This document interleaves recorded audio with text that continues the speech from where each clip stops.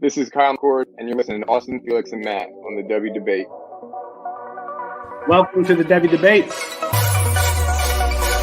All right, boys, are we ready to debate? Austin, you tweeted something, girl. You tweeted your running back tonight. Explain yourself. Boy, that escalated quickly. I mean, that really got out of hand fast. He jumped up and... That's Austin Nace. Who is going to be that guy? And for me, Bijan Robinson is still going to be that guy. Back to the ground with Robinson, who spins and then tries to bounce it. A stiff arm, another one as he rides it, keeps his balance. They're going to say he stepped out, but I'm Felix Sharp. I know you didn't think that we would get through this episode without mentioning the name one Zach F. Wilson. Screener draw. Oh, Wilson is going to uncork for the end zone, and he drops it in beautifully. And it is his roommate, Dax Milne, on the touchdown. That's Matt Bruning. G. Scott Jr. Obviously, I waxed poetic about him on the last episode, so I won't do that again here. And this time it's Fields on the carry. Watch out! Justin Fields! Hello, Columbus! 51 yards! Bruning, are you ready to go head-to-head with me? I am. Got to get my popcorn out here. Hold on. Got to continue. I got it. Kyle McCord is going to end up winning the job. He's going to be rated higher. Well, I'm not nearly as passionate about what I'm about to talk about. Our apologies because Herbstreit ran out of time. We'll get him rescheduled soon. And for Matt Bruning and Austin Nace, I'm Felix Sharp. Good night and good luck.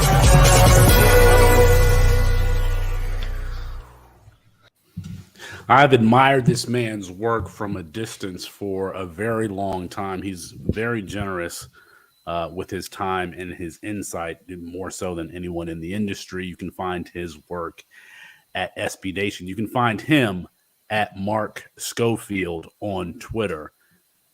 Mark, our show was kind of founded on the Justin Fields, Zach Wilson debate. I want to talk about Fields tonight, given that you've written about him recently. What is going on with this player that we all had such high expectations for? Yeah, first of all, Felix, thanks for the kind words. And the second, I was like going to look behind me. I'm like, he's talking about somebody else, right? Like, he can't be talking about me with that kind little intro there. But yeah, I wish I had like the full answer to the Fields question, because he was a player that I loved coming out of Ohio State. It was my QB2 in that draft behind Trevor Lawrence. I had such high hopes for him. I remember I was on a Patriots live stream with some other Patriots fans the night of that draft. And we were sitting there at 15, and Fields was kind of falling, and we're like, we're this close. We're within range. And then you hear a team's come up, and it's like, could we have made the move? Could New England have come up for Fields? And then, as we know, Chicago. And I remember the crestfallen nature of my face when that went down. So I had such high hopes for him. What I wrote this week, and what I think we're kind of seeing with Fields right now, it's a trust issue. And there's layers to it. There's different components to it. He doesn't trust what's happening in front of him with his protection. And so there was a moment, for example, he had St. Brown on a dig on a play action concept this week against Houston, where it's open early in the down. He feels a little bit of flash of color. He sees a little flash of color, a little bit of pressure to his left. So he pulls it down, resets in the pocket, and then misses the window because the defense recovers and becomes a tougher throw. He's not trusting the guys downfield. The two interceptions, the one to Kmet, the one to Mooney. Those are throws that he's just going to put on him. And he's trying to make the perfect throw, either because he's worried about their coverage, worried about the leverage, worried about whatever. He's trying to be too perfect with those throws rather than just grip it and rip it and being confident. And ultimately, it's that. It's a lack of trust and confidence in himself right now. You know, he had that 29-yard run against Houston on a third down early in that game, but it's on a smash concept. The hitch is there. The corner is there. Even the deep angle route that's over the top of both of those is kind of there if he wants it, and he's looking at it, and he pulls it down because for whatever reason he's not trusting himself to make that throw. And so you add this up, and you have a quarterback that right now is playing like he's scared to lose his job. So he's afraid to do the things he needs to do to sort of keep his job. And so that's what I see with him right now. I hope that he can overcome it. I hope that with more time in this system, more time in his offense, he can sort of overcome this. But we're now, year 2 in the NFL, third system in 3 years, dating back to his time at Ohio State. That's when it becomes a little bit worrisome. We talked a lot about his perfectionist tendencies when he was coming out of Ohio State. I think it was pretty well documented that he was kind of that guy. Is that ultimately what hurts him? I mean, I know you think of perfectionist and you could think of like a Peyton Manning, but there's a lot of other quarterbacks over history who have been great who have not had that gene. So is that kind of what's hurting him, you think, in the long run here? Austin, I think there's something to that. I mean, you look at some of the things what we're seeing from him right now, where he's trying to make the perfect throw. He's trying to do things in such a precise nature, like the 2 interceptions where he's trying to throw the absolute perfect ball rather than just put it on the frame and let his receiver make a play. It does give you that sort of impression, that vibe that like he's trying to be too perfect. He's trying so hard to avoid mistakes. And that's when you start to wonder, look, the phrase defensive-minded head coach never sort of instills confidence in, they're going to put that quarterback in a position to be successful. Because when you hear defensive-minded head coach, your immediate thought is they're going to tell him, they're going to drill it into his head, don't turn the ball over. Don't make a mistake. That leads you down the road as a quarterback of, I've got to put these throws in the perfect spot. If I don't trust this 100% completely, I'm not going to throw it because I don't want to throw an interception because they're telling me on the sidelines, don't make mistakes. And so you combine a perfectionist natured quarterback with the sort of instilled fear of God, don't make mistakes, don't turn the ball over from a defensive minded head coach. That adds up to kind of what we're seeing right now. Mark, you mentioned you liked him all the way back to his Ohio State days, and I feel like quarterbacks out of Ohio State get this stigma that they cannot work out in the NFL. Fields was kind of the golden child for someone like me as an Ohio State fan. I was like, he's the one who's going to prove all these people wrong. Are we at all worried that this Ryan Day offense that does do a great job of scheming players open on the college level is hurting these quarterbacks moving on to the NFL? Or do you think it's just it's not working based on coaching staff and decisions they're making on the NFL side of things for Fields? I mean, look, I feel like the true and correct answer is it's just not working at the next level because of, other coaches and things like that. But we all know what happens in this business, right? The person that's probably tracking the Justin Fields experiment more than anybody else is CJ Stroud, because he knows full well if Fields continues down this road of he's struggling, he's making mistakes, he doesn't look good, it's going to impact how people view CJ Stroud in a couple of months. And Stroud right now for me is QB1. Like I love CJ Stroud. I do think though, if Fields struggles, people are going to look at CJ Stroud and say, I see it now. Whenever I write anything about CJ Stroud in the comments, in the tweets, whatever, it's can't trust an Ohio State quarterback. And so we know how this game is sort of played. People will scout the helmet and not the traits. I do think that, like you said, Matt, the Day offense does a great job at scheming receivers open. And I think there's also an element to this offense because I remember during Fields' draft process, a lot of people pointed out a lot of their routes convert deeper downfield. It's not just option routes underneath. It's a 10-yard conversion, a 15 or 12-yard conversion. And what we're seeing now with Fields is he's sort of waited on things a little bit longer. He's sort of waited on concepts a little longer because that's what he's used to. And so you start to wonder, okay, while that does work at the collegiate level and you can get away with it at the collegiate level, you don't have the pass rushers you're seeing in the NFL. You don't have the speed that you're seeing in the NFL. You have the time to do that. It might sort of impair, stunt, slow their development for when they get to the NFL and everything has to happen so much faster. So I don't want to jump too far ahead with this question, but I think there's a fair narrative here with what happened with Mitch Trubisky. We saw him get drafted by a different regime for the Bears. They bring in, is Nagy. They brought in Nagy, yep.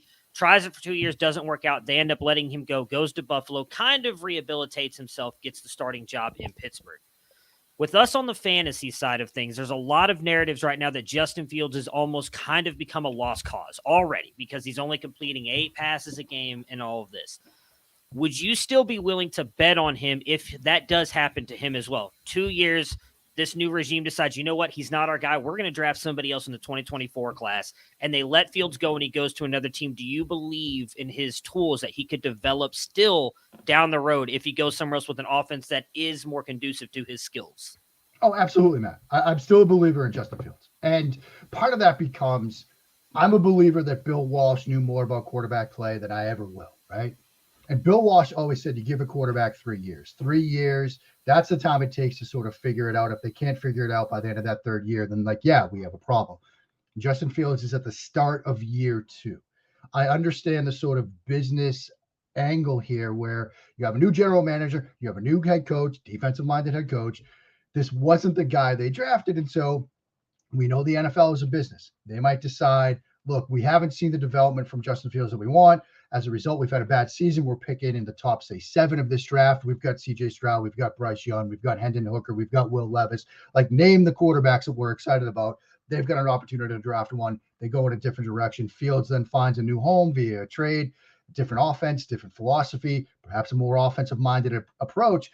I'm still going to be a believer. Now, if we get through that third year in a new system that's more conducive to his skill set and it's still not working, then I think it's time for me to admit defeat. But if it's a situation where we're talking here next year that he's in a new system and a new offense, I'm still going to believe until we get to the end of that third year and we're still seeing some of these issues with him.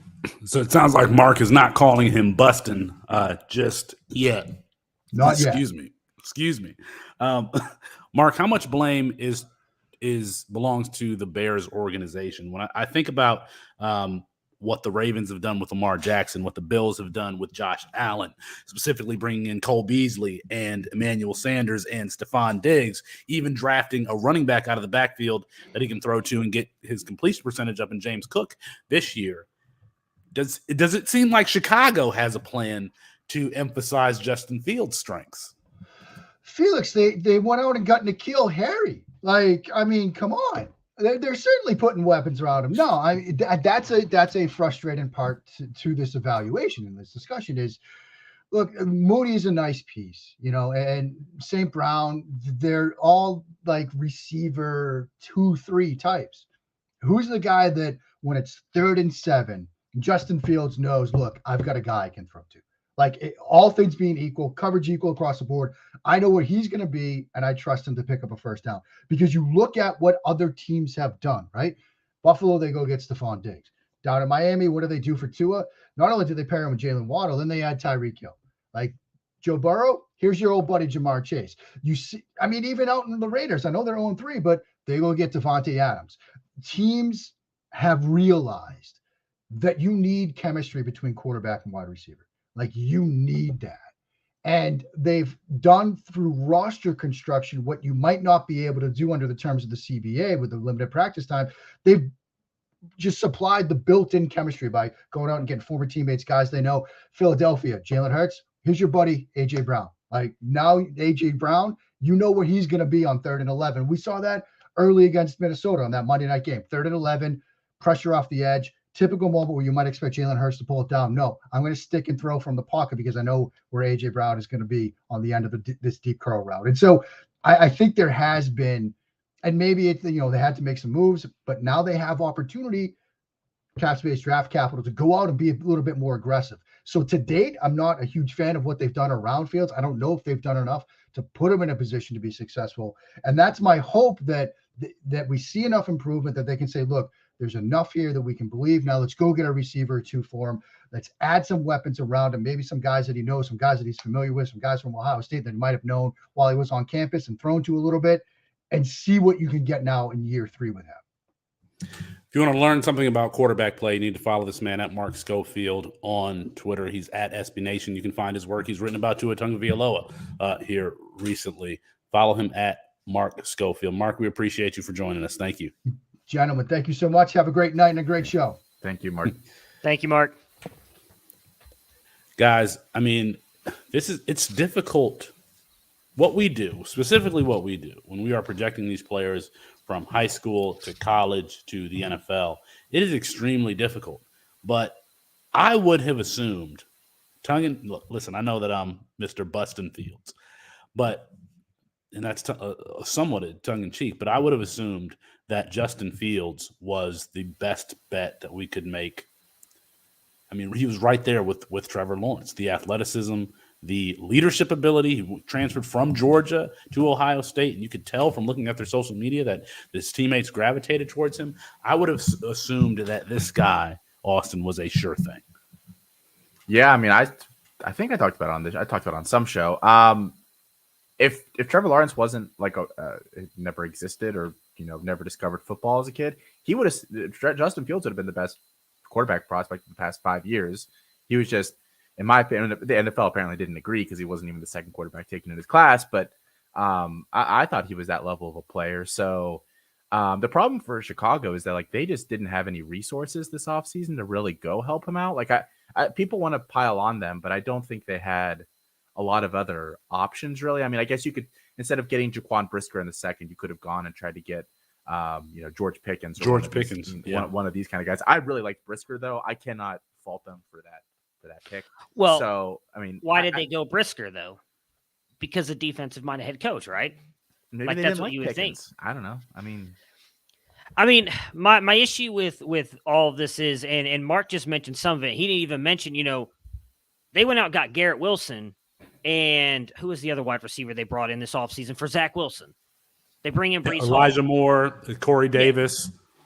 Jacksonville. Brees Hall, everybody goes out there and torches Jacksonville for paying Christian Kirk all this money. Dude looks damn good so far this season. They go get him. They bring in Zay Jones. Like, Chicago's move was, and I have an issue with this if this is even true, is they bring Justin Fields into the room and say, hey, watch this film of Velus Jones. Do you like him? Yeah, he's good. Okay, we're going to go bring him in.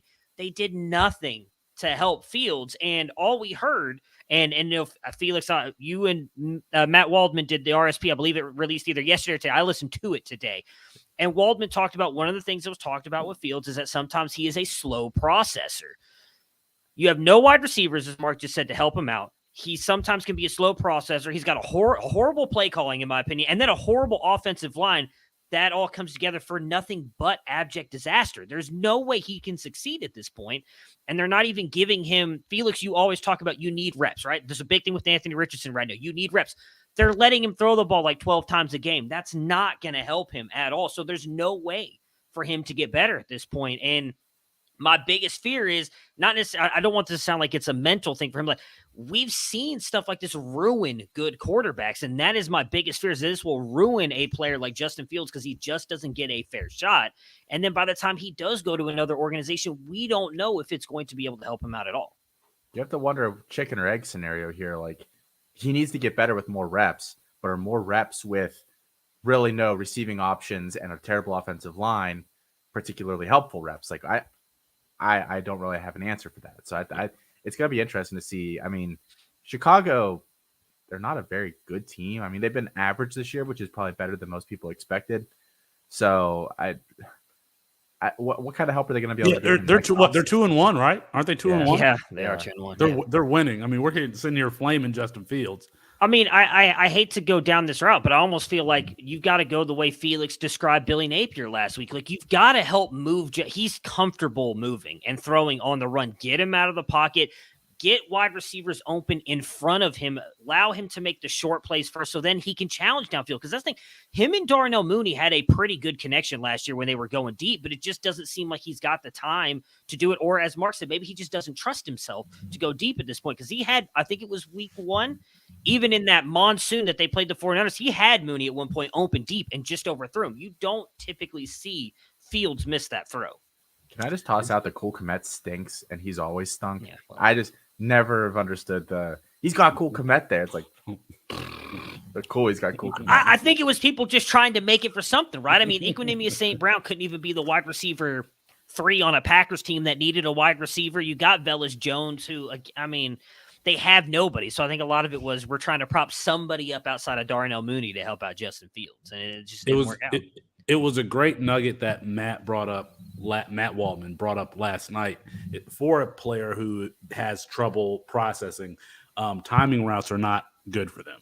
So hitches, the corner route, smash concept, not great for them. But when you run wide receiver, when you run crossers across the field, they have multiple chances to hit that wide receiver. They could help. And it's funny he said that because that's all. Ohio State did. No. Well, Ohio State, Florida with Anthony Richardson. First 2 weeks, they was running crossers and screens like the all day. So yeah, it's a really good point to make. Matthew, go ahead and say it. Call. What's this? Say it, Matthew. Say what? Say it. What Say am I it. supposed to be Come saying? on. Justin Fields? He's better than Zach Wilson No, still. No. Say it. What's his name? It's Justin. Busted.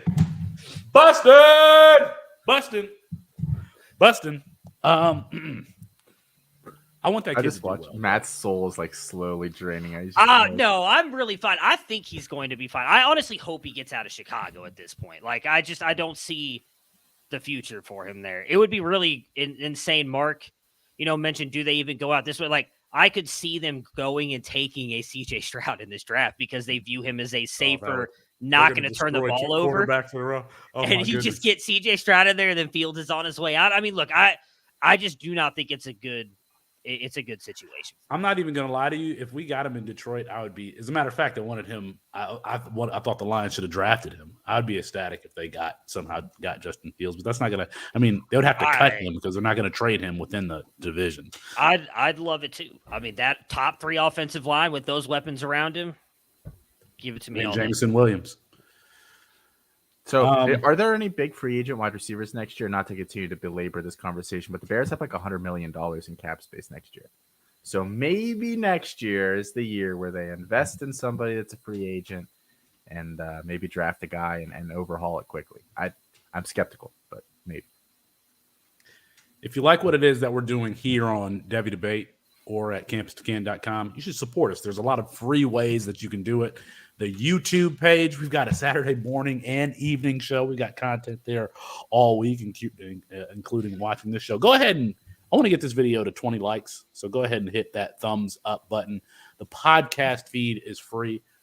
Everything now, including this show, is exclusively on the Campus to Canton podcast feed. I mean, if you're taking a trip and you're going, 3 hours, you got a 3-hour drive, you can turn on the C2C podcast feed and get yourself all the way there.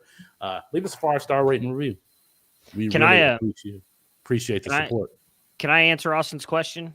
You're gonna love the names. I just pulled it up. The big name wide receivers available: Nelson Aguilar, Sterling Shepard, DJ Chark, Marvin Jones, Alan Lazard, Juju Smith-Schuster, Jarvis Landry. Those are probably the only names even worth mentioning. They're all better than what they have there now.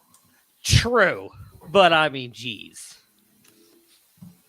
All right. That's bad. I want to do a value check on some names that are hot and cold in college football right now.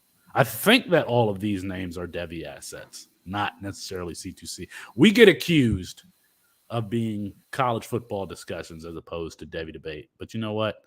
Might come on the after show and tell us that. You haven't been around here recently. All right, so value check on a couple of names. And since I created the show sheet, I guess we're going to start with one Mayan Williams, Matthew.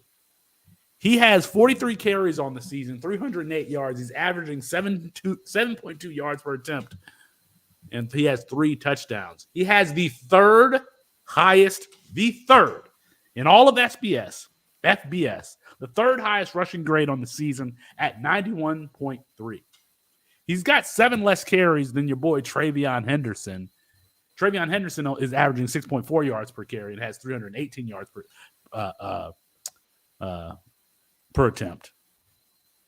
But you know what's interesting? He also has 3 receptions. Travion Henderson's 0. What's Mayan Williams' value looking like these days? Come on. He shrugs his shoulders so smugly. Probably like a 4th or 5th round pick. Like, he's not going ahead of the top names. So I understand, even with the Ohio State name on the side of his helmet, he's not going ahead of Bijan. He's not going ahead of Jahmyr Gibbs. He's not going ahead of Zach Evans. He's not going ahead of Tank Bigsby. So, like, does he go ahead of a Sean Tucker, a Blake Corum? Maybe. Devin Achane. I mean, Devin Achane seems to be getting a whole lot of love. Like, does he go in that range? And if that's the range he's going, that's probably a 4th round pick. Like, okay, like, we've seen Damian Pierce has worked out this year. Ramondre's been okay. Like, it's not bad, but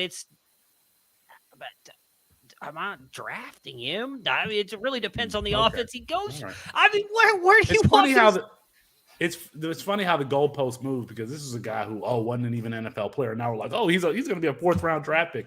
Austin, how Did you we ever feeling say about he wasn't an NFL player? We just said Yes, he wasn't I've as been good as mocked Henderson. and ridiculed for my love of Mayan Williams. Mocked and ridiculed. And he's going to end up getting either early day 3 or late day 2 draft capital. If he goes day 2, I'll do something ridiculously embarrassing on this show. Let's clip that. Let's clip that. Who do you think the NFL will like more, him or Mo Ibrahim? Him. Mayan Williams. I think the only reason to like Mayan more is because he's a better receiver. You don't have to worry about the Achilles. I know that Mo Ibrahim has looked good in coming back, but I think the fact that Williams has had no serious injury, that they will like him better. No. Mayan Williams is a tackle breaker. He's got speed. Mo Ibrahim is a compiler. Is just a compiler.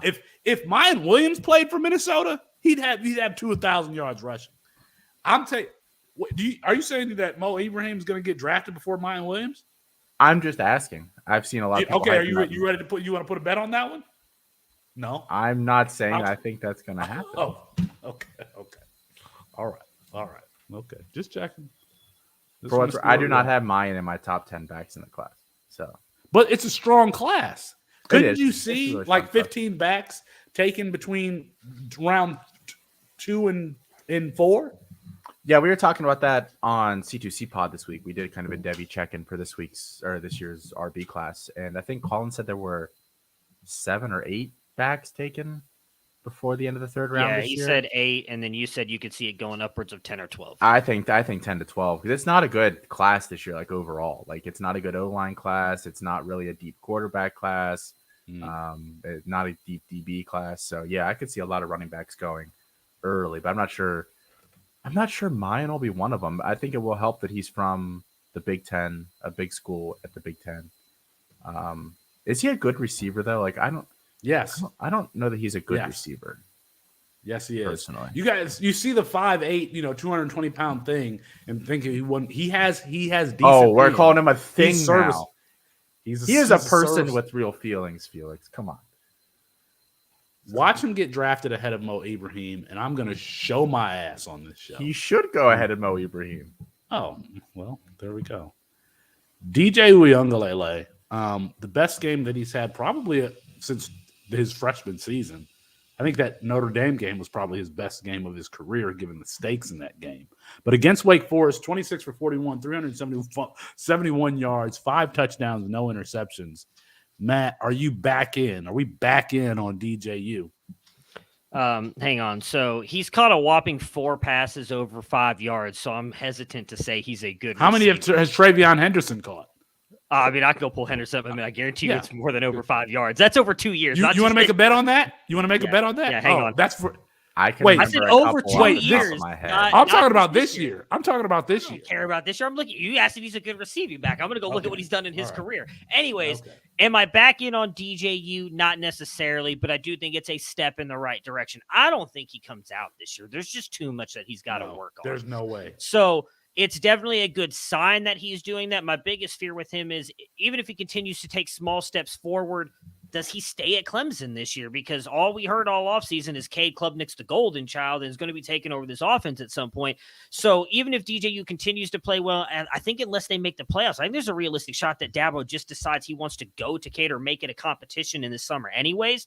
So then does DJU have to leave, and how does that affect his development? Personally, I think it would be better for him to leave Clemson, but I don't know how much that would help him learning a whole new offense with, again, I think his mechanics are not quite there.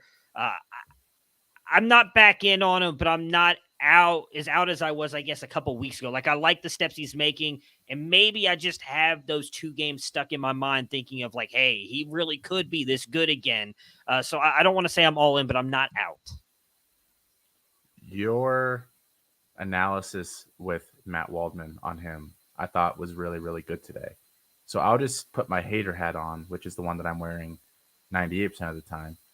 Why are we all of a sudden hyped because he tore apart Wake Forest? Everybody tears apart Wake Forest defense. They put up like the combined 140 points last year when they played Army or whatever. Army, Like, yeah. this is not Right. a good defense. The one throw that everyone was showing off should have been picked off. It was Yes. a terrible throw. Yes. Like the ball placement was just awful. So Yes. no, I don't think. I mean, I'll give him props. Like he wouldn't have even completed that last year. So it's a step up from last year. But I still haven't watched him all this year and been like, that's an NFL starting quarterback. Besides the fact that he's big and strong and throws the ball real hard. I don't think he's even a draftable NFL. I don't. If he went declared for the NFL draft, I would put money on him going undrafted. I'm interested to see. So Mel Kiper, Kiper's a stooge, whatever. But like he's pretty plugged in. Like generally when he puts out a top 15 list or whatever, like a quarterback, like if a guy's going to get drafted, he's probably on it. He put out his top 10 quarterbacks for this year, and DJ wasn't on it. But I'm almost wondering if people just like assume that like DJ's a 2024 QB basically because like he's been so bad. Like I don't know, but he wasn't on the list at all. Like he had Aiden O'Connell on the list, one or two, Jaron Hall, a couple other guys, and I was like, DJ wasn't on there. So I don't know. It's hard for me to say that a kid that had a 371-yard passing performance at a Power 5 school on the road that he had a terrible game, but I was like, this dude he is still not good. He is still not good. All right. Let's move on here to Tyler Van Dyke, who was actually benched. Now, I didn't get to Matt. Did you get to watch this game? I only watched like the first couple throws of Garcia. I watched it like live. I didn't get a chance to like go back and watch it. I didn't want to get caught up in being right. So I kind of like want to go back and hate when that happens. I do too. I didn't want I want to go back and actually watch it because the thing is watching it live. Well, tell the audience what you mean by that because they may have not caught that clip from June. I said we'd like to do a show 2 years ago. Famously, I actually think all three of us were fairly hot. Well, yours was definitely hotter than mine and Austin's, but I feel like all of us were fairly right on. Austin said Keaton Slovis wasn't going to be a top NFL quarterback. You said Graham Mertz was going to be the next Peyton Manning. Objectively, there you threw some outliers in there, and I said that Devonta Smith was going to win the Heisman. So this year, I said that I felt like Tyler Van Dyke was at some point going to beat out Tyler Van Dyke, Jake Garcia was going to beat out Tyler Van Dyke and take that job away from him. I don't want to say he necessarily did that.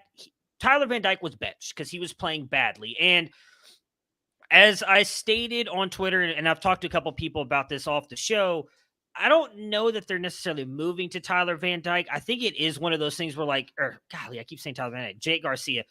Van Dyke was playing so bad. I feel like it was one of those things like you just have to get him out of that game at this point. He's doing more harm to himself than good. You get him out, put Jake Garcia in there. What I meant by getting caught up in the moment of that happening is I turned that game on when I saw the Twitter going crazy. Like, hey, they just put Jake Garcia. I was like, no way. So I go back and I watch it. From what I remember in watching it live is he made a lot of good throws, but he also was getting the crowd into it. They were excited because they started bringing him back. He didn't throw a touchdown. I don't remember any like wow plays. So I do want to go back and watch it again after the fact. I just think it would be hard. They can't go to Garcia because if they do, Tyler Van Dyke enters the transfer portal that day. I don't think Cristobal cares because of something you said with Waldman today. That's not their guy. So I don't think that they care. I think they're trying to figure out what they have in that room because they've already recruited two guys they consider very highly in Emory Williams and Jaden Rashada, who are coming in next year. So I could see them going to Garcia in the fact that this is a bye week. So I'm going to be paying very close attention to any practice reports coming out to Miami this week. If, hey, all of a sudden Garcia's taking a lot more snaps because I could see this is the perfect time to transition to Garcia if they want to. And he's only played 4 games this season, so he could redshirt this year. Yeah.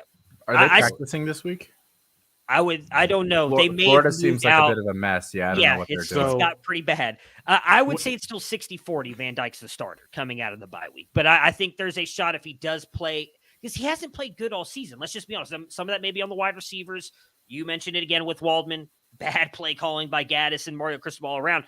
But I don't think they care about that. If Garcia's not producing, they may just throw Jake Garcia out there because of that. Whenever we had a bye week, we would sometimes do a walkthrough on Monday or Tuesday, but you generally got the rest of the week off from practice. Austin, how are you feeling about Tyler Van Dyke? I think I'm fading him pretty hard at this point. I was kind of giving him the benefit of the doubt just because after we talked about this all after quarterback 4, 5, 6, we did. Yeah. What was sure I'll take the guy that was pretty good to end the year last year, but I also said that I think there was a pretty good chance that that was the best 8-game stretch that he'll ever put up. He was getting bailed out hard last year. I remember turning on a game. It was a Thursday night game they were playing, and he threw this touchdown pass. That was he threw it basically right to a defender, and it doinked off the defender's helmet straight up in the air. And it came down in Jalen Knighton's arms in the back of the end zone with nobody around him. I was like, that's a 30-yard pass that he gets credit for. And I swore that happened twice a game. It was just incredible. It felt not sustainable to me. Basically last year. It's a big difference going from Rhett Lashley to whatever Josh Gaddis is. It's a huge difference. Yeah. And they don't really, they don't even have the great running backs either. They want to establish the run. They're so banged up back there. They've got Parrish, they've got Knighton, Thad Franklin, I think, discarded 5-star guy. There's not a lot of weapons at all on that team. So I will say the whole team is bad. It's not a great roster. Even that offensive line where Cristobal's supposed to be the magic guy. He's supposed to be able to work miracles. They're playing bad. It's just not, it's bad all around, unfortunately. We're doing a value check-in on some of these players. We've discussed Mayan Williams, DJ Uyunglele, and Tyler Van Dyke. Go ahead and like this video if you're watching us on YouTube. All right. I guess you can tell I created this list based on the names that are here, Austin. This list is terrible. Let's go out west. Let's go out west to the Pacific Northwest. Michael Penix Jr. leading the country in passing. He's got to be a candidate for all of the Maxwell Award and all of these kind of the Davy O'Brien Award this season. But does it stop there as far as him being in college? I don't know. My questions are: do you think he's an NFL quarterback after the season if he can stay healthy? And kind of what do you see his outlook for the rest of the season? Yeah, we pretty much said whoever was the quarterback at the school would probably do well. Just looking at, DeBoer's worked with Penix before, and that was his best year. I hope we get the Troy O'Meara tonight. So the gallery, the peanut gallery in here chiming in shots. So I do think this is good for his development, but I think he's gotten time with him before, and then once DeBoer left, he was injured, but he also wasn't very good. So it really makes you wonder, what percentage of this is just DeBoer's offense. Jake Haener hasn't been amazing this year. Now he's hurt. Without him, I think it's so much of it's DeBoer. He might lead the country in passing, but I can't see an NFL team loving him. I just can't, with the extensive injury history, with his documented mechanical issues. I don't know. Felix, third round feels like the highest he could possibly ever get to. Well, because of the health. So I watched the Stanford game pretty intently because I wanted to see, all right, this kid is playing as well as he is. Has he corrected the mechanical mistakes? His base mechanics as far as where he is stepping when he's throwing the ball, which leads to him being inconsistent. He did that in 2020. He did that in 2021. It's still there. It's still there at Washington. His base mechanics are still poor. The only difference is his protection is great. I think Washington's offensive line, they're 10th in the country in pass blocking grade or something like that, 10th or 11th. They have when you watch them at Indiana and when you watch them play against Ohio State, it was set hut flood of pressure coming at him. He's being really well protected there at Washington. So I'm going to be anxious when they play, some of these big Pac-12 matchups to see how he fares against them. But the thing that we know about Michael Penix Jr. is that when the lights shine he's like the opposite of Kirk Cousins. When it's a big time game, when it's Penn State, when it's Ohio State, he is going to come to play. So I can't wait to see him play USC. I'm going to be. They haven't played Oregon yet, have they? When they play Oregon, he is going to come to play. He is a dragon slayer, and had he had Kalen DeBoer for 4 years, had he been healthy for 4 years, we'd be talking about him as a potential first-round NFL draft pick. I mean, yeah, we talked a little bit about him when we did College Fantasy Tonight a couple weeks ago. I felt like he made some really good throws in that Michigan State game. Unfortunately, as Chris K said, I cannot get arm punter out of my head. I can't get that out of my head now. All he does is arm punt the ball down the field. What does he mean? Because what does he mean by that? Do you elaborate on that? I assume that he means that he doesn't have a good deep ball throw. I think his arm is fine, but I'm assuming that's what he means by that. I honestly couldn't tell you. So he holds the ball deep in his palm, and he's a bit of a shot putter. Like that's, but he still has good velocity on his throws. So he's been so injured. I feel like he's never been able to work on his game mechanically in a spring. Even this offseason, he was healthy, but he still transferred schools. So, what time do you have to work with like your private QB coach or whatever when you're injured or transferring? Just the next guy, Washington plays Oregon November 12th.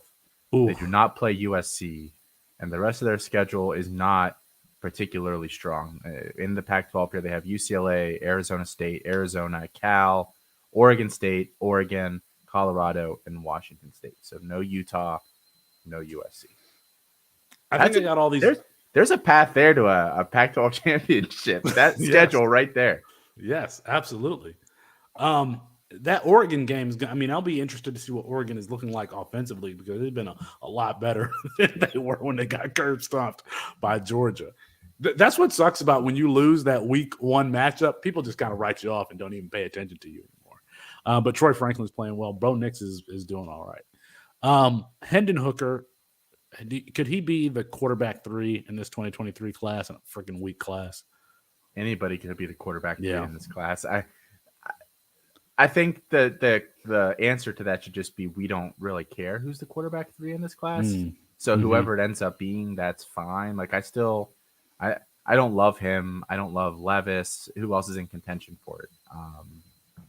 Jake Kaner, Anthony Richardson. Like not but like as we've said, he probably doesn't come out this year. Like there's no one else there. It's not a deep class.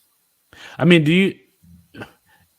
there are some in the community that are high on him as being an NFL talent. I've never thought that about him. I thought that he's always been a good college quarterback, but not an NFL guy. Do you see him being like this is somebody who could start in the NFL? I don't think he's a great anticipatory thrower, at least from what I've seen. You don't necessarily have to be. Like Dak is very see it, throw it, and he's done okay in the NFL, although struggled the past couple years. I think the big thing for Hooker that people want to dismiss on, like when I see on Twitter and stuff, people talk about this and I don't get it, is he's going to be 25. Right. And I've seen people say it doesn't really matter, but I think it does. Like I can't think of any quarterbacks that have come out that have been that old that have ended up being like he's 25. He should be whooping in college. Yeah. Like he's older, he's more experienced, he's probably more physically immune. He's kind of almost at his physical peak right now. He should be crushing these kids. So I actually don't think the NFL will like him very much. It wouldn't shock me if he goes like round 4, round 5. Yeah, Nelly chiming in. Brandon Weeden being one of those quarterbacks who is that old and he was not good at the NFL level. So yeah, like Burrow was like 23. Like he was old. Yeah, but not even that old. It was 2 years younger. Yeah. Carson Wentz. I feel like Carson Wentz was 23 when he was drafted also. Yeah. So, okay. What about baseball cut-ins? How are we feeling about baseball cut-ins to college football games? I bet you that.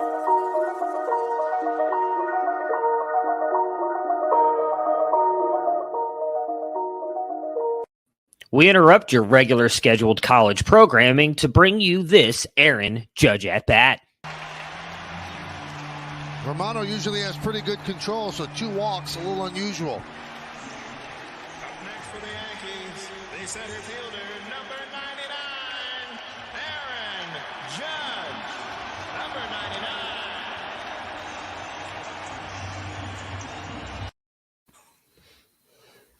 99. What a bunch of assholes. I don't like baseball at all. So, I mean, look, I love baseball. I'm probably me and Moxley are massive baseball fans. Why the hell you would throw an Aaron Judge bat in an at bat in during a Clemson Wake Forest game. Know your audience here, ESPN. That was a horrible misjudgment. Nobody watching Wake Forest Clemson wants to watch a Aaron Judge at bat. Over under 40% of the audience knew that Aaron Judge was even chasing some sort of home run record. Over under. I'd take Under. the over. They're talking about it a No. ton. I'll take the under. About it. Under. You know how regional college we talk about that all the time. How regional college football is. No, I bet they had no idea. Yeah, I did not know. I mean, I listen to podcasts, but I listen to all college football and college fantasy and NFL podcasts. I do not listen to First Take if they were talking about it on First Take. I had no idea that he was chasing some sort of record. It's not even really a record. A record that's not actually a record. Yeah, it's the record that's not a record. Yeah. It's the AL home run record. I think so, but it's not like they're making it out to be. He's going to be the clean home run champion because he'll have more home runs than anybody else, even though technically Barry Bonds has more, but he was on steroids. So, what would be the worst thing to cut into college football? Is it Aaron? I don't think it's Aaron. It's not baseball. What if they were like an episode of the Pioneer Woman cooking something? You know what's going to happen, and I think people will consider it worse, even though I think Austin and I will disagree with this. I could 100% see this holiday season during a bowl game if like USA or somebody scores in the World Cup, they will cut in and show it, especially if it's an important goal, and people will be pissed. I disagree with Bowling Moxley because if they were to cut in and be like, "Who do you think you are? I am," everybody would have loved that shit. So I've got a list here of players that I think should enter the transfer portal. I tried to get a top 10, but I was trying to get ready for the show, so I didn't get to 10. I've got 7. I don't know how I should set this up. Should I do like most likely to transfer to least likely, or I'm just going to read the list and we'll talk about it. Okay. I'm going to read from least interesting name to most interesting name. Number 1 or number 7. No, if he did transfer, you know what? I should have put Troy O'Meara on this list. He's going to Houston. That's where he's going. He's going to Houston if he transfers. Giovanni McCoy, the redshirt freshman quarterback from Idaho, who is playing great this year. He's completing like 90% of his passes in his last 2 games as a redshirt freshman. I don't know why this kid is a no-star recruit out of the California area for FCS Idaho. Looked good against Washington State. Looked good against Indiana. Throws the ball downfield.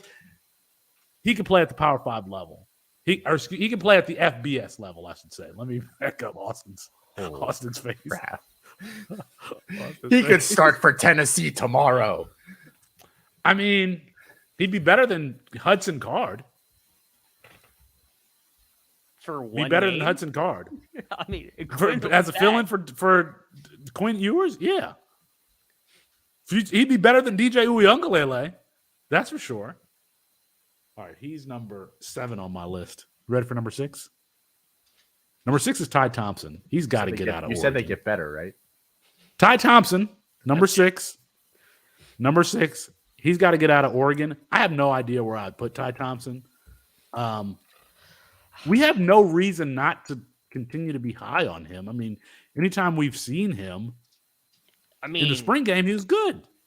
There is reasons to not be high on him. 2 coaching staffs have told you that they don't want him to be your starting quarterback. Same thing you could say about Sam Heward. I mean, that's why both of them had dropped. I mean, I know, Austin, I think you've talked about it on Campus Life with Colin. I think you guys talked about like him going to a Houston. I think him going to like a Minnesota would be good if he can move out there. Like, I would love to see him get Michigan State. Yeah. Like I would love to see him get his shot, but I feel like the fact that Mario Cristobal and them said he ain't it, and then we see Dan Lanning and goodness gracious, Kenny Dillingham come in. And granted, I understand the Bo Nix connection there, but even then they're like, yeah, no, like even in these blowouts where it's like 70-0, like, yeah, we're good, Ty. You just stay here, let Bo do his thing. That worries me. He's from Arizona. Could he be the new face if they bring in an exciting offensive football coach to Arizona State this offseason? Oh, I think Arizona State might get nuked, but if they don't by the NCAA, that could be fun. That'll be the last thing they do before the NCAA no longer exists, is nuke Arizona State. All right. It's fitting. Here's number 5, okay? Arkansas running back A.J. Green. They are I can't believe that I always forget Coach Sam Pittman. Sam Pittman. He's actually made Raheem Sanders a bell cow, which is surprising to me. I think A.J. Green is a really talented player. He can catch the ball, super athletic. He has like a 10-400 meter dash time. He's got some good contact balance, given that the fact that he's low to the ground already. He's like a 5'8", 5'9" player. I think he could transfer to the group of 5 and at least be a guy that we want to start regularly in C2Cs on the college side. But I thought that he would be a really good receiving back that had NFL potential, given his athleticism. I don't know where I would send him. Matt, do you have a location for him? I mean, I keep flip-flopping back and forth. Like, maybe he's just not very good to like, well, if you look at their backfield talent, it's pretty stacked. So, I mean, I'm trying to think of where in the G5 you'd want him to go. He's from Tulsa. Okay. Yeah, Tulsa. he's from Oklahoma. I mean, like top of my head says Cincinnati, but they're not going to be G5 after this year. These running backs there typically produce, but that'd be going Big 12. We don't have to. I mean, Also we not don't big necessarily have to guess, but don't. I mean, I think that he is a good player that still is going to have some value. Is he truly a running back? I think that's a question an athlete to answer, because he was listed as like an athlete coming out of. Yeah. Could we send him to Coastal with how good the running backs have been there? I mean, none of those guys have really stepped up and done anything this year. We were all in on Braden Bennett. All these, they're all injured. Nobody's doing anything. I mean, I would like to see a talent like that in an option system, because he's going to get a lot of. They bring in at least one really good back next year too, right? Isaiah Augustave, that I really like in that class, who's supposed to be going there. You're making up names. Augustave. You're making up names. I don't know how you say it either. You stop it. Stop. That's why I like having Colin as a co-host, because I'll toss all the tough names to him. He has no shame. You all are making up names. All right. Devin Neal. Now I know Kansas is having success. No, I don't think he could transfer up. He could transfer up. He could be Alabama's next running back. Ohio State's next running back. It's not working out that well for Jameer Gibbs. I don't know why you don't just stay there. It's fine. It's working out fine for Jameer Gibbs. Yeah, fine is not what he was looking for, I don't think. You know where would feature him? To just go cross state to Kansas State. They run one back. Just saying. Because if Deuce Vaughn leaves this year. Yeah. He could go up. Yeah, I don't know where he would go, but I don't think like an Ohio State would be interested in him. He's not going to Ohio State. You know, and I like, but Felix, those are kind of the names that Felix was tossing out. Minnesota? I think more. I was trying to think of like transferring up. So no, he's not going to go from Kansas to Minnesota. I'm thinking like, could he go to USC? A team with he does need a power. USC, Oklahoma. Oklahoma is a good one. Yeah. What about Kentucky? It's not that far away. That's a I don't think transfer that's in the SEC. Yeah. No, I don't know that Kentucky uses that type of, the running back that has the all-purpose skill set. They got the 220-pound plotter there at Kentucky. Rodriguez. Rodriguez. Yeah. They'll use them if they've got them. Rodriguez had some. I could be wrong. I feel like he did have a lot of catches. That's why I would. Why not go the SEC? Be the all-around running back. He caught 13 passes last year. It's not bad. I'm being mocked and ridiculed in the peanut gallery by the peanut gallery here. I don't want anybody to go play with Brian Kelly, so I'm good with it passing on LSU. All right, I got two more. Let me do three more. Let's do these quick. Elijah Arroyo, tight end at Miami. I thought that they were going to be able to use him a little bit more, so let's send him to Notre Dame, another place. Yeah, that seems to be tight the ends. obvious fit. Andre Green Jr., the wide receiver at UNC. I'm telling you, he needs a year. I don't think he should leave. He needed the fact that he couldn't get on the field at all when they're missing their only legit wide receiver weapon. He needs a year. He needs a year. Give him a year. If he doesn't play at all next year, I don't think he should leave.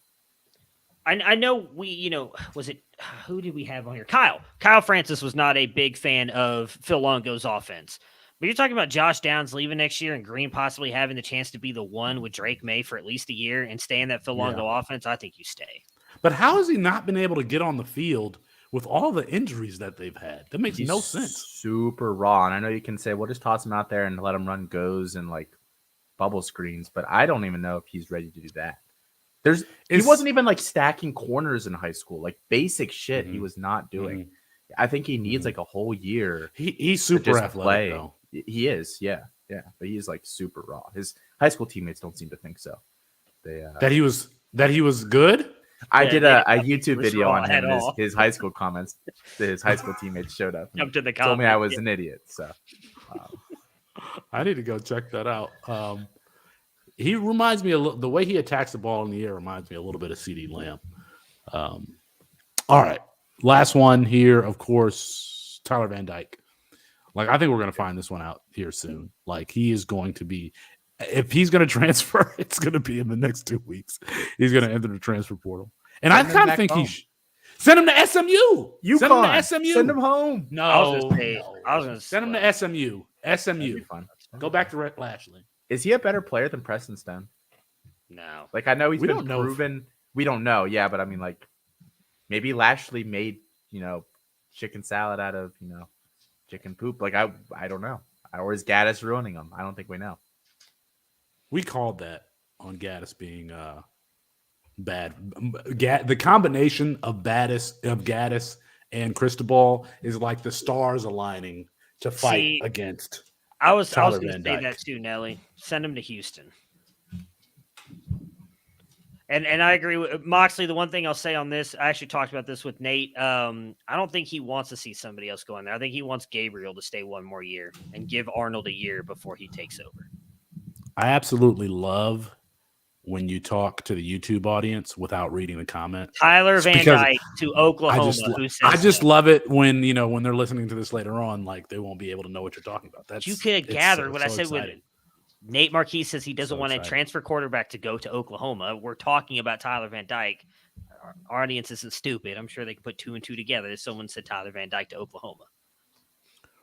We're going to do a freshman draft here in a second, but I need your help. You two's help with something, okay?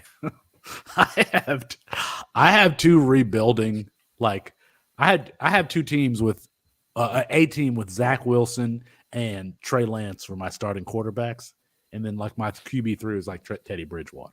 This is not a very good football team, a very good C2C team. My running backs are good. Saquon, Javonte Williams. I don't understand. I cannot trade Saquon Barkley for a bag of nickels. And I'm having the same issue with Nick Chubb in another league where people just are not trading for running backs. Has that been your experience too? And I'm at a loss for what to do. Like these guys are just going to end up just retiring on my roster, and I'm not going to get anything for him. Like I have to trade Saquon this year, given his age. Nick Chubb, I may have waited too long. Well, I have no idea what you've been sending out. Like 2024 firsts, all kinds of, I mean, I think the only way you're getting to first is if you're trying to send them to a contender that needs a running back or wants running back depth. Like the issue is, as you just mentioned, both those guys aging. Like I don't think either one of them is going to be out of the NFL in a year or two. I think both of them will be somewhat productive for at least 3 more years. But you can't send those guys to a rebuilding team or even a middling team. No, I'm trying to send all of these guys to contending teams. And I offered JWAC. Saquon Barkley for Josh Downs and a first, and he turned me down. I mean, I would probably turn you down too. I'd rather. You're sending it. I'd rather have Barkley. You're sending it to JWAC though, who like knows who these people are. You can't send it to him. He's probably going to say no. Is he competing on the college side? I'm only in leagues with people that know who the players are. Why are we acting like Saquon Barkley is like on the decline? Like people think he is. But I agree, but I don't disagree with you. I like Barkley. I think the big fear with Barkley is right now nobody knows what his future is going to be. It doesn't seem like the Giants want to bring him back, at least right now. So he's going to be a free agent next year. We've seen as these running backs go to different teams after they're not always that successful. So I think that's probably the biggest fear. Do you think you could is the team that has J.K. Dobbins good? Could you get Dobbins and maybe a sweetener back if somebody who's impatient? No, you know what? For Saquon? Wait, yeah. For Saquon or Chubb. I mean, whoever has JK, like I think he's supposed to play this week. He's probably. I want a wide receiver last week. I want a wide receiver back because my college running back core is really strong with Travion Henderson, Jahmyr Gibbs, Braylon Allen, Evan Hull. But my wide receiver core is so bad, and I keep trying to trade for wide receivers. Can't do it. Can you get Mecca Plus? Interesting. I have not. You have not heard me talk about Emeka Egbuka on this show. I'm not the biggest Emeka Egbuka fan. Clearly. Does it have to be wide receivers that can help you win this year on the college side? Why don't you trade for an underperforming freshman? Like you who? You want wide receivers. Like Andre Green? I tried. J-Wack has Evan Stewart too. I tried to trade for Evan Stewart. He was like, no, I want to keep Evan Stewart. I mean, what about Andre Green and one of these other freshmen that we think Andre Green, good and... I think Andre Green is where I need to go. I need to try to go get him. Luther Burden? I think in this league, I think your boy Ray has Andre Green, so I might need to go hitting up his Luther Burden. I've come around on Luther Burden. Y'all hype him up a little. You know who kind of let. I've heard you all talk about him, and it's bad because I'm like that didn't change my opinion. But Luca on Twitter, his breakdown on Luther Burden, I was like, okay, all right. You know what? Now I'm gonna have some faith in Luther Burden. Luca has Luther Burden as his wide receiver 1 overall, like in college. Period. Not just freshman. He has him as wide receiver 1 overall. That's a pretty strong statement from a person who I respect. We needed to have him on the show. We need to have him on Devy Debate. All right. You guys want to do a freshman draft? Sure. I just did a random order, and I got the first pick. So here we go. You're not going to I'm Andre Green Jr. No, I'm taking Nick Singleton. Oh, we're doing like this year freshman? I thought you were talking about next year. Yes. No, we're not talking about next year's freshman. Felix couldn't name 2. That's freshmen. why I said it wouldn't matter that he had the first pick.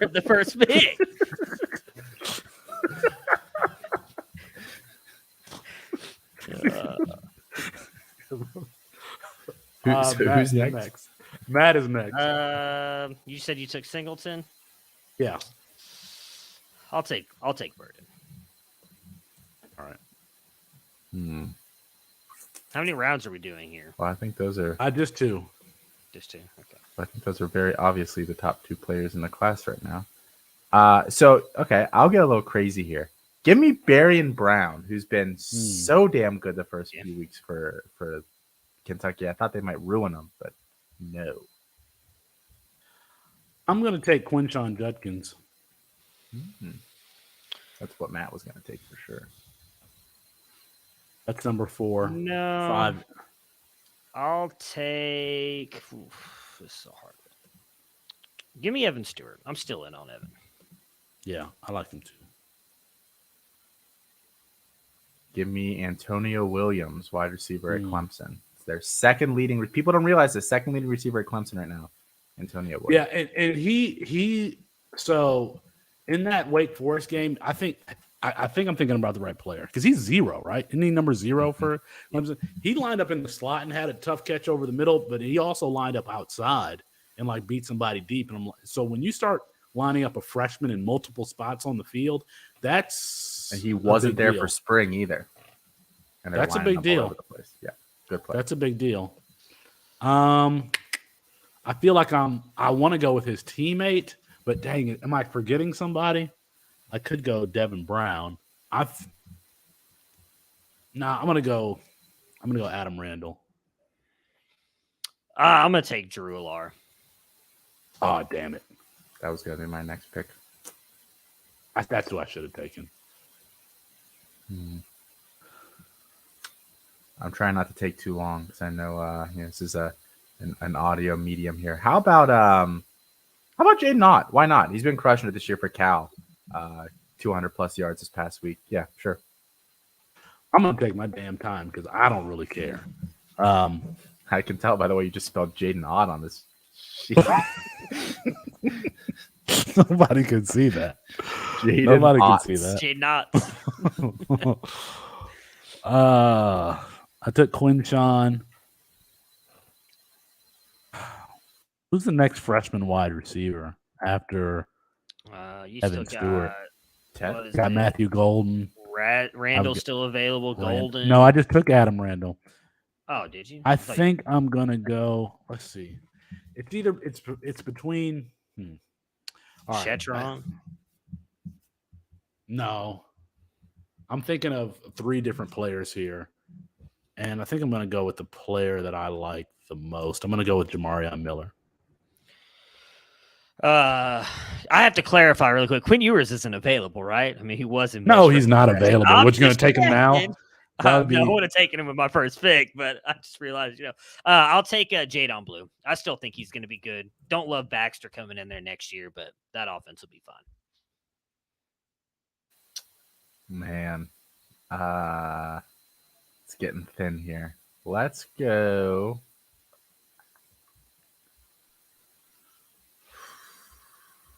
I think I'll take Matthew Golden then. I'll take Golden. Yeah. Okay. Okay. He's been pretty solid this year. No longer a 0. Yeah, let's go. And I'm going to take Devin Brown here. We'll stop his slide. So hold on. I'm going to give you guys a break here because I'm going to recap. That was essentially the first round and the first pick of the second round. We went number 1, Nick Singleton. Number 2, Luther Burden. Number 3, Barian Brown. Number 4, Quinshawn Judkins. Number 5, Evan Stewart. Number 6, Antonio Williams. Number 7, Adam Randall. Number 8, Drew Aller. Number 9, Jay Knott.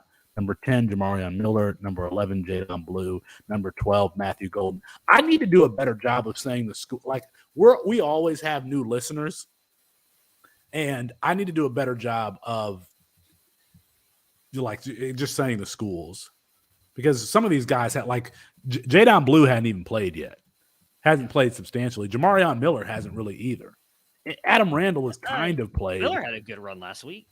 Yeah, he did. He did, but I mean, Jadon Blue hadn't gotten a lot of playing time. Drew Aller's gotten some. I don't even. Oh well, okay. Devin Brown hasn't gotten any. Yeah, he is. He did. He's gotten 2. I don't know how many passes, but yeah, he's been in 2 of the blowouts as a third string quarterback. I gotta go. All right, I gotta go check. That's gonna be a good. Jadon Blue has taken whopping 3 snaps. I wasn't sure, but. I'm interested to see that Ohio State quarterback battle this spring. It's going to be here. Devin Brown has taken 9 total snaps. He has yet to pass the ball. Nothing but handoffs. Okay. I will take. I'm going to game theory this. I'm taking Cade Klubnik because I feel like I'll be able to move him for something handsome later. So. Cade Klubnik, Clemson. Quarterback for Clemson. Man, what do I do here? I'm going to take.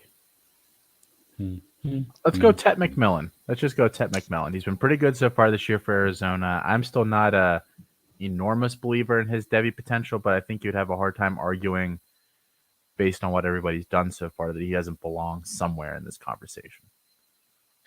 I want to pat myself on the back for being able to get this far without looking up who's actually a freshman. I'm going to take he had one big play against Florida. I'm going to take Barian Brown's teammate, Dane Key. You're at 16. Wide receiver there at Kentucky.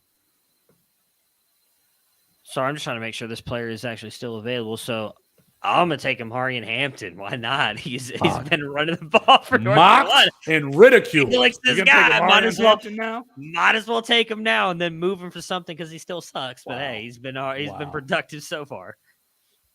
Yeah, I'm going to take Katron here. I'm going to stop the slide. Katron Allen, the freshman running back there at Penn State. All right. Now I'm struggling. That's the last pick, isn't it? Oh, there's still 2 more? Yeah, we got to get to 24 picks. Okay. Next wide receiver looks like it's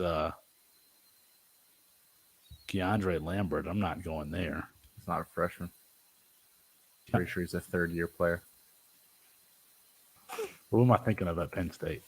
Well, Caden Saunders and Amari Evans has been better than Caden Okay, Saunders. I'm thinking of okay. We're gonna edit that part out.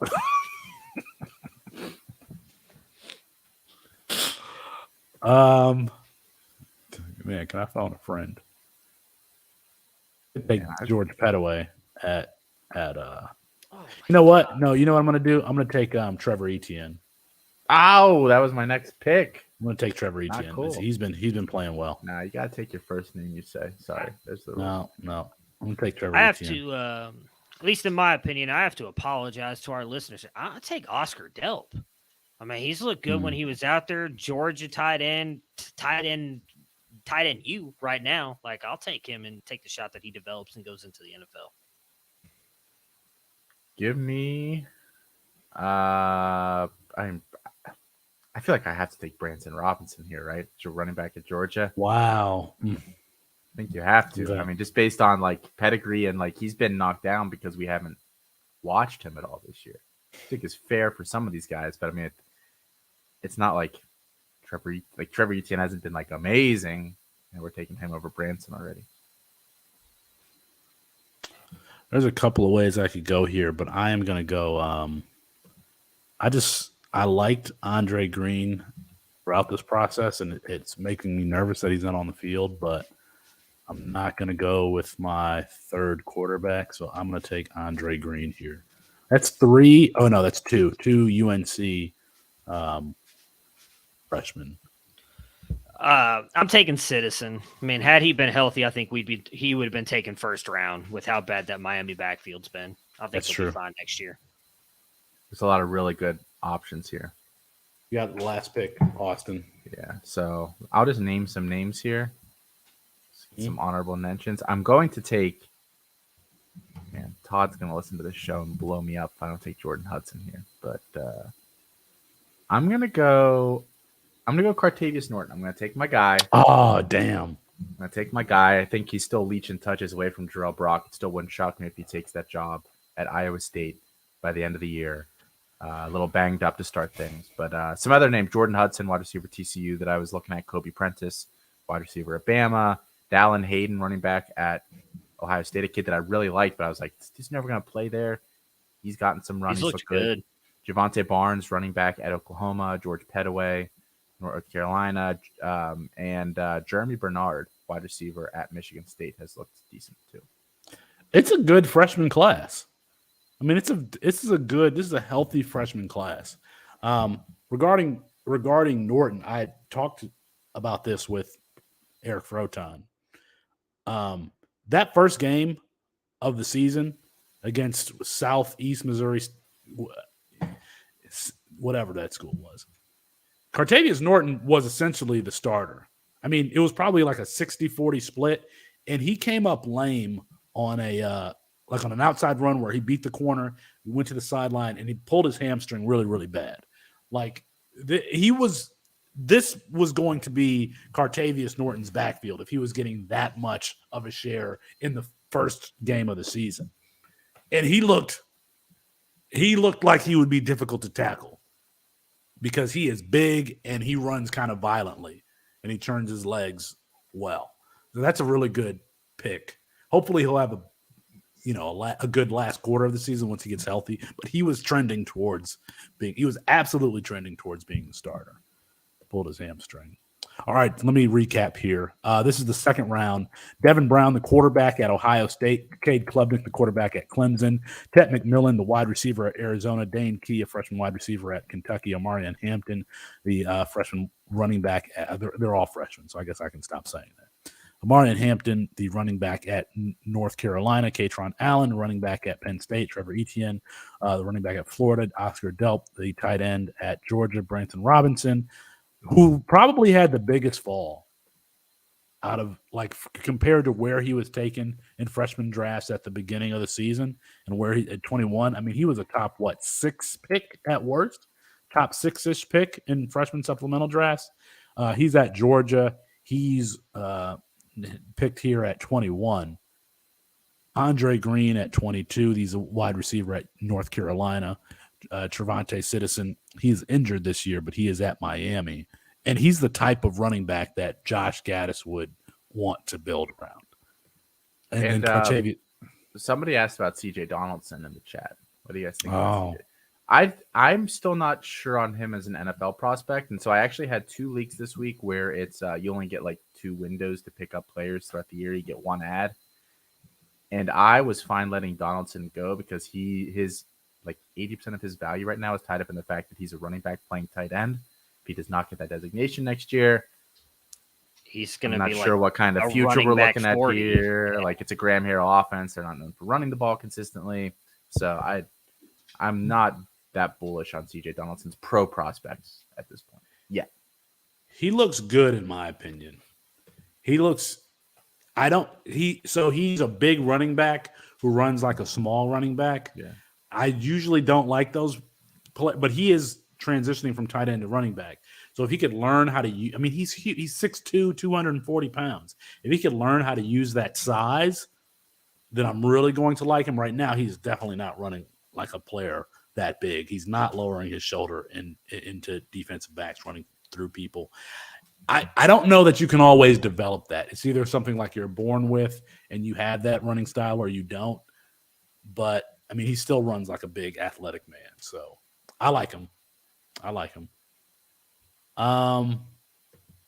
That's it. This is a good show today. We had Mark Schofield on. We talked about Justin Fields. We did a value check, transfer list, and close it out with a freshman draft. This is a good freshman class. I mean, because there are still, we went through 24 picks, and there are still players that I would covet, that I would trade for here. So check out all of the content around the Campus to Camp family, of course. Join us on Saturday morning, 8 a.m., Better Network.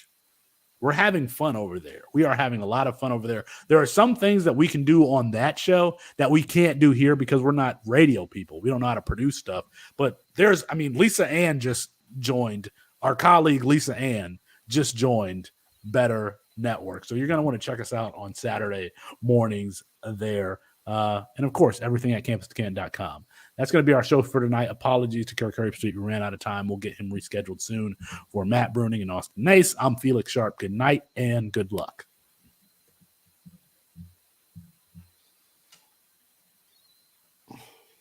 Good show. Matt, how much easier is it uploading just one podcast as opposed to 2? It doesn't change anything on my end, really. It's more of just like when these after shows go to like 10:30 at night, and it's like, yeah, no big deal. I don't have to be up in 4 hours. So, Nelly, what are you talking about? That's big time. I assume he's talking about Lisa Ann. Lisa Ann. I don't know. Maybe we'll get her on the Devy debate. Maybe we'll get her on our show. Maybe not. I think we could get her on our show on the morning show. I agree. Where's Mike Valerie? Oh, hey, Chris bad hair. So Johnny come lately. Where's Mike Valerie? Oh, hey, Chris bad hair. Who's Chris Mute? That's Mox. Where's Mike Valerie? Mox, get your audio together. Who's doing that? It's Mox. It's Mox. I just muted him. Mox, get yourself together if you're going to come on. Unmute yourself if you've gotten your audio together because you were feeding back into the show. I'm good. Are you drunk? What's going on here? No, I told y'all I didn't want to be on the show tonight. I needed a break, but it doesn't mean I'm not going to watch it. You and mortal enemy Mark Schofield. Yeah. That's a pretty good replacement if you ask me. He was good. I'm glad we got to talk to him. I didn't want to tell him earlier. He followed me earlier this year, and it was like it made my week on Twitter. Oh yeah, yeah. You can't be saying that. I wanted to ask him because he talks a lot about making it in the industry, but I told him that we would only have him for 15 minutes, and I wanted to we were at 14. I was like, all right, well, we'll just let it go. So. What's up, Mox? It was a good show. I enjoyed it. Do you have takes now that you weren't able to espouse because you didn't come in today? Now you want to get them off your chest? No, y'all actually did a really great job. I enjoyed the show. I think I watched the whole thing actually. But it's so different being on the show and like being on your feet and having to think about it and prepare ahead of time versus like being in the audience, even though you're like watching it live. It's just such a different experience, right? Because even when we're not all on the show, like a lot of us are always in the comments each time. Mm-hmm. And so it's just weird, like because I have no problem being there and watching it, but the effort that it takes, and I don't think people realize behind the scenes necessarily, like the build up to the show and then the like being on the show and what it takes. It was fun. Like I enjoyed not being on tonight as much as that's weird to say. Like it was relaxing. I got last week off, y'all. And it was like, I was like, shit, I could get used to this. Like, I'm just gonna quit. I like both. I like not being on, and of course, I like being on. I mean, I like attention in the microphone. So, I like when you came back on with Mark, and you're like, oh yeah, I couldn't get Justin. I was trying to get the joke out and couldn't really do it. Yeah. I mean, he's a serious football person, and I'm sitting here playing with my shenanigans. It was a really good interview. I mean, I thought y'all did a great job. We used to bring on more guests, but I guess because it's like 4 of us now, I just don't really think about it. But we need to do rarely that. brought on guests. We did it at one time. No, when that's not true. When Austin was out for like a month for his day job, that's when we brought guests on. You've literally said you don't like bringing guests on until we started bringing Moxley on to be reality, and then he became on the show. Yeah, like you literally told us in a message, like, yeah, I really don't like bringing guests on. It kind of ruins the flow of the show. Like that's what you said to us.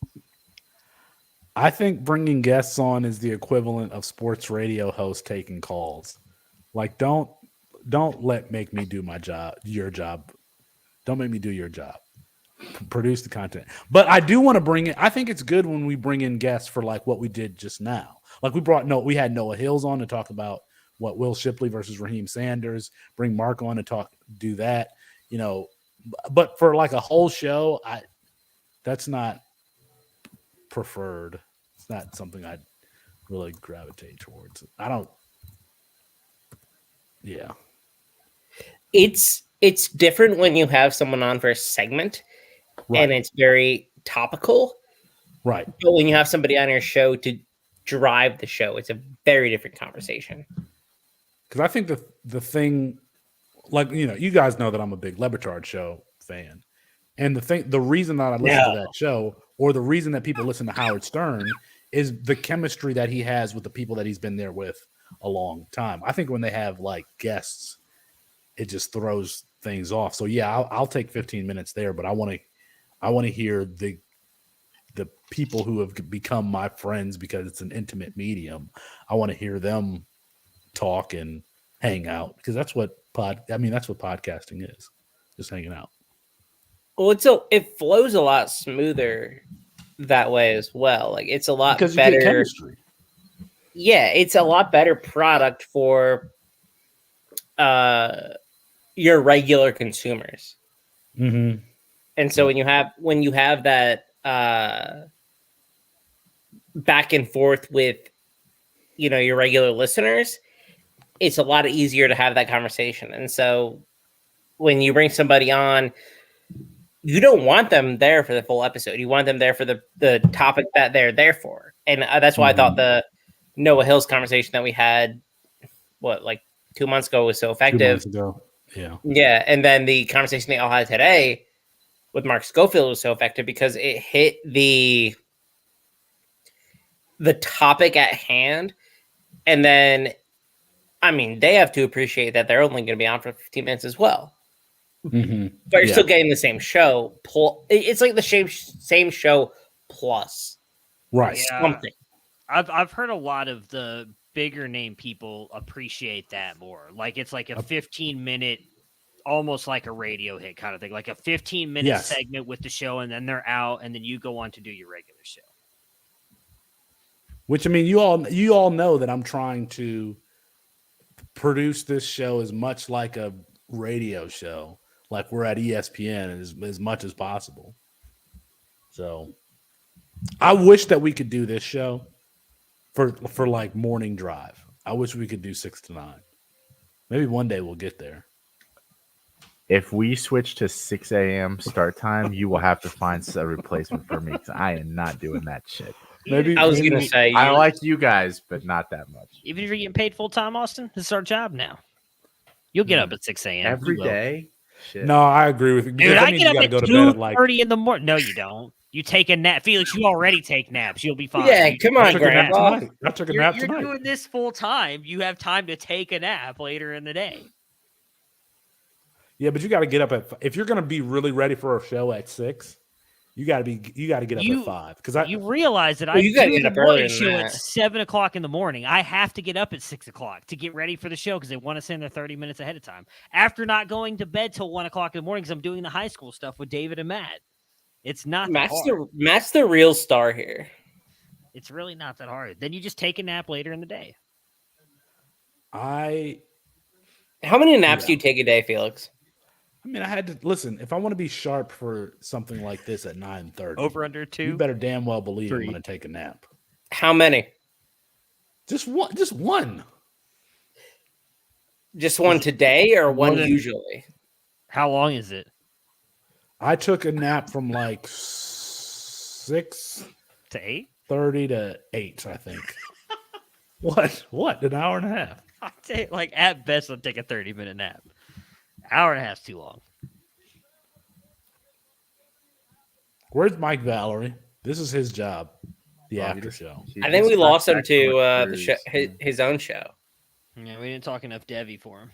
Felix kept, let's give Mike his own show, and now he's like shocked Pikachu face because now Mike does his own show and doesn't hop on. He took it very literally. They record on Thursday nights, right? I mean, the show comes out, or they record Wednesday nights, Thursday nights, Wednesday usually, but I think they're changing it moving forward after the end of this month. So yeah, so Mike's out here recording his own show, just like Felix acts. I appreciate like when people jump in. Nellie's a regular in here. Brett is a regular, but we saw Colby Jackson.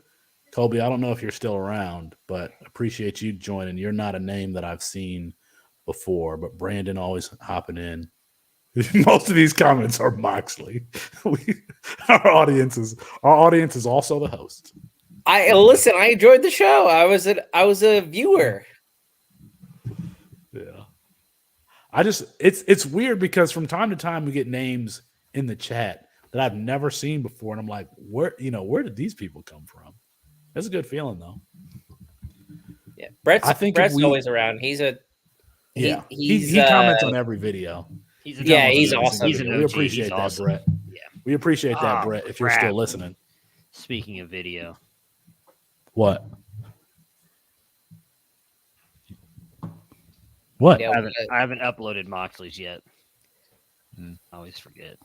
Even though I recorded it early too. You told like 6 hours ago. I thought we did those shows live in the morning. We do. You guys have been Shoot. Yeah, at 9:00, Matt's gonna forget to upload my video tomorrow. Yeah. I would love to do that. Why was I not invited to participate in that at all whatsoever? Oh, would you like to? Because I record 3 times a week. You can take one of them. So here's the thing, Felix. You were, and then you just kind of didn't follow up and didn't volunteer for anything. We talked about this in our meetings, which you conveniently don't show up to anymore because, as you put it, that's my only night off now. So you don't show up to those anymore. That's my only night off. We talked off. about it. I was like, hey, I'll do Monday, Fridays. I thought Your so. boys- So I thought you quit. Yeah, Never I was mind. like, I won't Colin get and into we're in Austin. New York I this need weekend with the Colin and Chiefs, Austin so do Tuesday. questionable. Yeah. Questionable. Listen, All I'm right, trying to listen. be out here having fun. Y'all want me to hang out and date y'all every single night? Jeez. Listen, I record for the show, the morning show, 3 times a week. Live at 9 Eastern time. I am on 3 times a week. And I'm just saying, you can take one of those times if you want it. It's up. It would be great too because y'all don't ever let 10 me minutes. talk. You on can this talk show. about whatever you want, Felix. Y'all don't never let me talk. You can on just this talk show. for 10, 15 minutes straight. Felix is the betting guru now. Yeah, you're the betting guru. I literally just recorded a betting segment today. You could have it, or I'm going to record at 9 a.m. tomorrow a betting segment. I got to get ready for CFT Saturday night. I got to put the show sheet together. College. I was like, because you know how that works. Yeah. You know how that works. We do college fantasy tonight, week 1, and everybody's on by week 2. It's just me and Matt doing. It's just me and Matt doing. Everybody like, I ain't staying up there late. This past week's was good with just Matt and Nate. Yeah, Nate's. I mean, whenever Nate's on, he's good. He gives a lot of He's good. Great insight. He is very good. Damn, what was I gonna say? I was scared that we wouldn't have a show. I knew I couldn't do it. I was going to do it by myself until Nate reached out. So I was seeing good old John Mulaney. Really? Where? In Pittsburgh. He was here. Yeah. That was my wife's anniversary gift for me. That's pretty cool. I like Mulaney. Felix, I like how he does a totally different show now, by the way. Oh. He's very I saw the March show. He basically was it about him being out of rehab? Yeah, he was like, I don't do my old show anymore for obvious reasons because I was like really hyped for the whole show, and like now obviously I don't do that anymore. Suggesting that he was a little before he went out on stage, I suppose, but he's good. He's good live. I enjoyed it. What were you gonna say, Mox? I was gonna say this is a look behind the curtain, but for college fantasy tonight, you give a list of games early in the week. And I know where this is going. It's very much appreciated for those who are on the show. I have never been on the show, and I probably will never be on the show, because if I am on the show, that means I'm up and I am probably very intoxicated, and my content will be worth nothing. But you decide to include Central Michigan, Toledo. Yes, absolutely. Despite name 3 people in that game that you're excited to watch. Richardson, Nichols, DeQuan Finn, 3. Name 4. You got me. You can't name 4 in the other games. So here's who was excluded for those still listening: Purdue, Minnesota; Wake Forest, Florida State; Texas A&M, and Mississippi State. So what Chris is talking throwing about that out is, there. For college fantasy tonight, we do the rundown, and in the middle of the week, I say, okay, these are the line. This is the games that I think we should cover. And Mox is mocking me as far as picking. Okay, now I see you guys making fun of me in the chat. I picked Central Michigan Toledo as one of the games that I think we should cover. I love MAC conference games. Well, who doesn't? I do too. Oh man, Wake FSU. FSU is boring. Actually, no. Who do you like? Well, I guess we like Johnny Wilson, who I said that I liked when he was at Arizona State, and I was mocking. Yeah, I was gonna say FSU is really actually not Kevin. boring this year. Yeah, especially if Jordan Travis is going to be back healthy. They're actually a fun team to watch. Yeah, FSU's favored by a touchdown in that game. Like it's pretty interesting. I'd rather. I personally would rather watch Central Michigan Toledo. Who do you want to watch in Toledo besides DeQuan Finn? DeQuan Finn is enough for me. Like DeQuan Finn is enough that I want to watch him. He's Mac Anthony Richardson. Oh, dear God. He's better than Anthony Richardson. Oh, man. I think that's a good ending point.